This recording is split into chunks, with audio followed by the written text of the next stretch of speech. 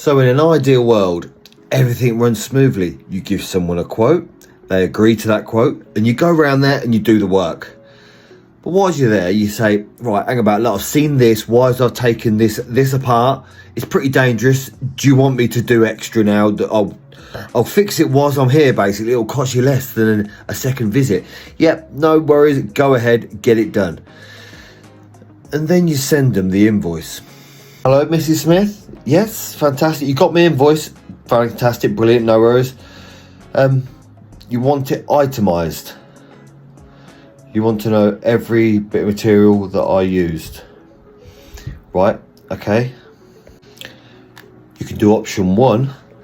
I use 6 Wagos, 12 clips, 100 metres of cable, 10 bits of sleeving, and that costs you £12 a piece. What do you want to itemise it like that or what? Or just pay the freaking bill, won't you, babe? Or option 2.